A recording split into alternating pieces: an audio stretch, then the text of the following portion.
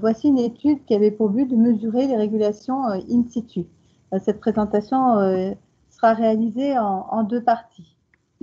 Donc, pour mesurer les régulations, dans le cas par exemple des parasitoïdes, c'est relativement facile à observer et à quantifier in situ parce que les parasitoïdes sont des spécialistes et ils vont consommer une ou en tout cas très peu d'espèces de proies.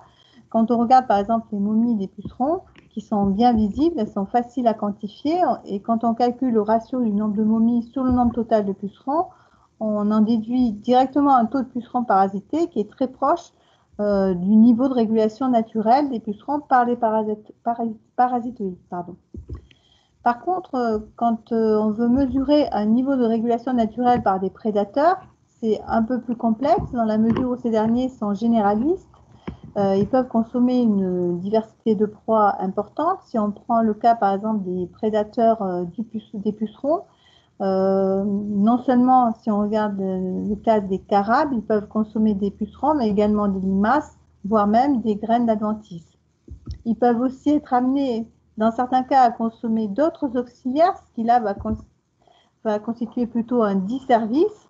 Toutefois, on peut aussi se poser la question si certaines de ces proies alternatives ne peuvent pas constituer donc une réserve qui permet à ces ennemis naturels de se maintenir dans la parcelle en attendant donc l'arrivée des ravageurs.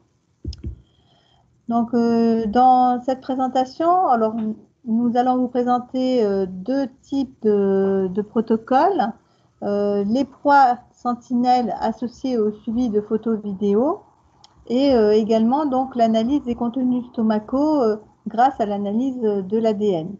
Nous n'avons pas fait de focus dans cette partie sur les méthodologies d'enclos-esclos qui peuvent néanmoins apporter des informations intéressantes, mais toutefois elles peuvent comporter certains biais. Donc je laisse la parole à Helmut Mais qui va vous présenter la première partie.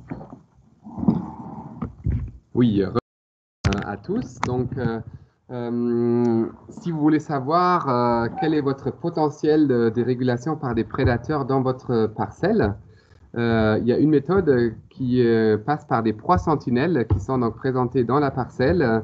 Ici, dans notre exemple, ils sont collés sur des cartes de prédation. Donc, dans un premier cas, fixés au sol. Donc, c'est des simples papiers de verre que vous voyez qui sont donc cloués au sol. Et sur les cartes, on a appliqué préalablement de la colle de bois, des taches de colle de bois. Et sur cette colle, on peut fixer différents types de proies sentinelles, tels que des œufs, de la teigne de farine, du krill, donc nourriture pour poissons, très facilement accessible, et voire même des graines d'adventice, ici donc 10 graines de vulpin et 10 graines de pensée des champs.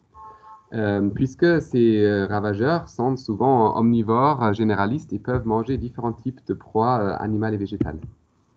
Donc là, on voit une carte de prédation fixée au sol et les premiers carabes qui attaquent les œufs fixés là-dessus. Et en plus des cartes fixées au sol, on a aussi présenté des cartes dans la végétation, donc plus proche de l'endroit où il y a les pucerons fixés sur les plantes. Et donc, c'est les mêmes papiers de verre, sauf qu'ils sont fixés sur des piquets grâce à des scotch et des agrafes. Et donc, vous voyez les mêmes taches blanches avec les œufs et du krill. Et en plus de ça, on a aussi testé des pucerons vivants, donc, qui sont donc élevés et puis collés sur un autre type de colle. Il y a juste un problème, c'est qu'ils vont relativement vite mourir, surtout quand il y a du soleil qui tape dessus, puisque ces pucerons-là, voilà, ils vont se dessécher vite au soleil quand ils sont pas, voilà, quand ils peuvent pas se nourrir sur la plante. Donc là, vous voyez une stagiaire qui va donc mettre en place des cartes de prédation dans le terrain qui étaient préalablement préparées donc quelques jours avant au laboratoire et stockées dans les petits tiroirs.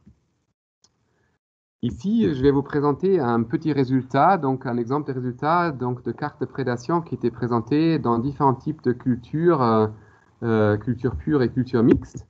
Et vous voyez donc le taux moyen de prédation des œufs de la teigne de farine en végétation, comme on voit sur la photo, pendant une semaine. Donc on regarde 1 jour, 2 jours, 3 jours, puis 7 jours après la mise en place des cartes. Et puis on regarde le taux de prédation et on voit donc sur quelques parcelles, sur quelques cultures où toutes les œufs étaient mangés, alors que sur d'autres, il n'y avait que la moitié qui était mangée. En général, au sol, ça se passe encore plus vite qu'en végétation. Donc maintenant, on peut se poser la question quand même, qui était responsable de cette prédation-là? Qui a mangé quoi?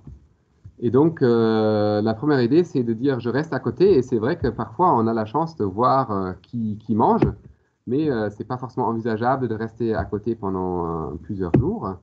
Et donc, on avait l'idée d'utiliser les petits outils qu'on a tous maintenant dans nos poches, c'est-à-dire des smartphones avec des caméras. Et donc, la première idée, c'était de les fixer sur des supports dans la parcelle où elles peuvent rester quelques heures, voire des journées, et peuvent donc prendre des photos automatiquement de cette scénarii. Donc, dans cet exemple-là, une carte de prédation, puis un pot barbeur. Et ça, c'est le résultat. Donc, c'est un time-lapse vidéo qui était donc fabriqué à partir de ces photos-là qui sont prises automatiquement par un smartphone sur un support. Donc, il y a le smartphone qui prend automatiquement des photos, dans notre cas, tous les 2 secondes. Et donc, au bout de 1h20, on a récupéré ainsi 2500 photos qui peuvent ensuite être montées sur un time-lapse vidéo où, dans notre cas, vous voyez donc 24 photos par seconde. Et ça correspond à une accélération de 50 fois la vitesse réelle. Donc, vous voyez les carabes qui mangent les œufs, qui mangent le krill, qui mangent même aussi les pucerons, alors que dans cet exemple-là, il n'y avait pas encore de carabes qui s'attardaient beaucoup sur les graines d'adventice. Voilà, il faut un peu de place parce que ça fait quand même des fichiers assez lourds si on fait 2000 photos, mais sur les smartphones récents, il n'y a pas de souci. Une deuxième possibilité, c'est de juste regarder ces cartes et d'avoir la chance qu'on en arrive au bon moment et donc de filmer, faire une vidéo classique de la prédation qui se passe, donc à vitesse normale, sans support, ici donc avec un objectif macro, mais avec tout type de smartphone, c'est plus ou moins facile à faire. Donc, on a vu toutes sortes d'animaux, aussi des fourmis, aussi des cloportes. Il y a même des limaces qui peuvent manger sur les cartes. Voilà. Donc maintenant, je laisse la parole à Elsa Canard pour la deuxième partie et des analyses des contenus stomacaux des carabes. Donc, l'analyse des contenus stomacaux des auxiliaires peut également nous renseigner sur leur action de prédation. Et pour révéler ce contenu stomacal, on peut utiliser une méthode innovante qui repose sur la détection de l'ADN, une technique qui s'appelle le diagnostic PCR. Donc, je laisse Ambre Sacco, qui fait son doctorat sur le sujet, vous présenter la technique en une courte vidéo. Comment avoir une preuve directe de la prédation et donc de la régulation naturelle? La première possibilité, qui vous a déjà été présentée, est la vidéosurveillance des événements de prédation. Une seconde est l'analyse moléculaire des contenus stomacaux de prédateurs. Grâce aux outils moléculaires, on teste la présence d'ADN de différents types de proies. On s'appuie pour cela sur des amorces, de petites molécules se fixant sur l'ADN de manière spécifique. Lors de la réaction de PCR, les amorces amplifient un fragment d'ADN. Leur présence est un signal que le prédateur a consommé la proie associée. Par électrophorèse, on est ensuite capable de déterminer ce que le prédateur a consommé. C'est le diagnostic PCR. Pour ARENA, les prédateurs, ici des carabes, ont été capturés vivants dans des pièges barbeurs à sec, puis isolés dans des tubes et maintenus au froid afin de ralentir l'activité des enzymes digestives. Cette phase de terrain a été renouvelée dans 2 parcelles de 5 régions à 4 périodes de l'année. En tout, 1819 carabes ont été sélectionnés et identifiés. En laboratoire, les individus ont été broyés et les cellules de proie lysées. L'ADN de proie présent a ensuite été extrait, puis à l'aide des amorces spécifiques, la réaction de PCR a été mise en place. La consommation de 5 types de proies a été testée et vérifiée par électrophorèse. 2 ravageurs, les pucerons et limaces, un autre ennemi naturel, les araignées, et 2 décomposeurs, les vers de terre et colamboles. L'objectif étant d'évaluer le compromis entre services de prédation des carabes et disservice à travers le temps et l'espace. Voilà, donc au cours du projet ARENA, plus de 1800 individus de prédateurs appartenant à plus de 25 espèces de carabes ont été traités au laboratoire pour la détection de 5 types de proies tels que cela vient de vous être présenté. Donc 80% de ces individus se sont avérés positifs à au moins un type de proie. En fait, c'était plus souvent un ou deux types de proies. Donc, je vous présente ici les taux de détection obtenus pour les 5 types de proies, pour l'ensemble des 1800 individus.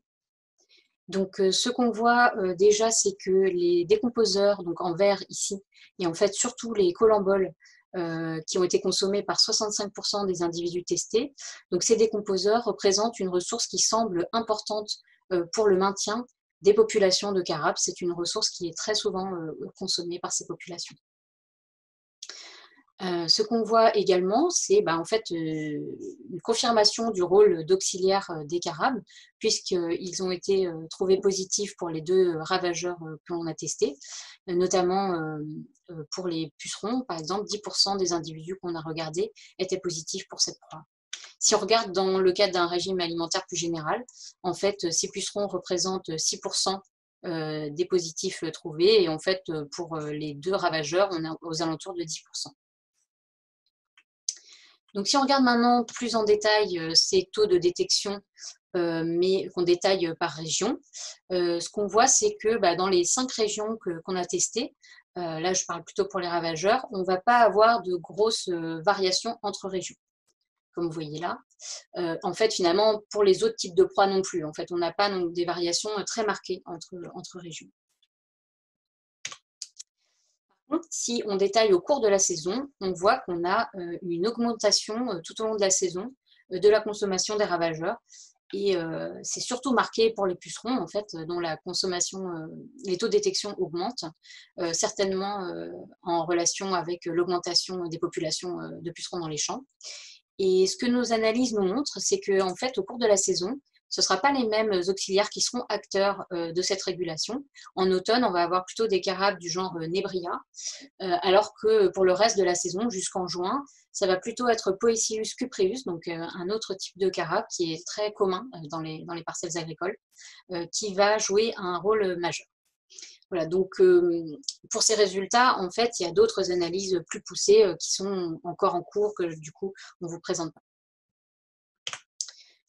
Donc pour conclure sur ces 2 méthodes innovantes testées, alors chacune a ses avantages et ses inconvénients. Donc pour la méthode, pour le côté prise de vidéo des cartes de prédation, ce qu'on peut dire, c'est que c'est une méthode qui est facile à mettre en œuvre, très accessible, hein, puisqu'elle est presque gratuite. Elle donne des résultats qui sont rapides et visuels et permet de couvrir une large gamme de prédateurs généralistes, en fait tous les prédateurs généralistes qui seront là. Mais par contre, c'est un dispositif qui utilise des proies artificielles, donc elles ne sont pas très appétantes pour les prédateurs. Et ce n'est pas non plus un dispositif qui permet d'inclure les prédateurs spécialistes qui vont avoir besoin de proies particulières qu'ils ne vont pas trouver sur la carte de prédation. Et également, c'est un dispositif qui peut être sensible à la présence de proies naturelles autour de la carte. Pour ce qui est de la méthode moléculaire, elle présente l'avantage d'apporter des preuves directes des régulations qui ont vraiment lieu dans la parcelle, dans des conditions complètement naturelles, de jour comme de nuit d'ailleurs. Et c'est une méthode qui peut également permettre de traiter beaucoup d'échantillons simultanément. Par contre, c'est une méthode qui est très coûteuse et qui demande l'accès à des labos qui sont spécialisés. En plus, c'est une technique qui va permettre de révéler un régime alimentaire uniquement éphémère, hein, puisqu'on va avoir accès à ce qui a été mangé par le prédateur dans les 24 heures, voire 48 heures avant. Et enfin, c'est une méthode qui est encore en développement, donc elle arrive avec certains biais, notamment concernant le taux de digestion des proies. Alors ça, c'est un point qui est assez important parce que il y a des proies qui vont se digérer plus facilement que d'autres, et notamment le puceron, lui, se digère très facilement. Et donc ça peut être un problème parce ça peut nous amener à sous-estimer la quantité de pucerons qui ont été consommés par les prédateurs. Voilà, donc par la suite, il faudrait compléter ces travaux avec, par exemple, pour la première méthode, on pourrait penser à comparer ou tester différents types de proies sentinelles, peut-être des proies sentinelles qui sont un peu plus accessibles pour les utilisateurs, comme par exemple du krill de poisson. On pourrait penser aussi faire une utilisation pédagogique de cette méthode pour de la sensibilisation, donc, par exemple en l'utilisant dans des lycées agricoles. Pour la méthode moléculaire, comme je l'ai dit précédemment, il faudrait corriger pour les biais de détection. Donc, c'est en cours pour les taux de digestion différents selon les proies, comme je viens de vous en parler. Mais il y a aussi des taux de digestion qui peuvent être différents entre prédateurs, donc ça restera à faire. Et on pourrait penser à développer aussi des diagnostics PCR, mais complémentaires de celui qu'on vous a présenté aujourd'hui, qui couvreraient par exemple d'autres ravageurs du blé ou d'autres espèces d'intérêt agricole. Et enfin, il nous resterait à comparer les estimations de régulation naturelle qui sont données par ces deux méthodes en faisant une expérimentation conjointe, par exemple.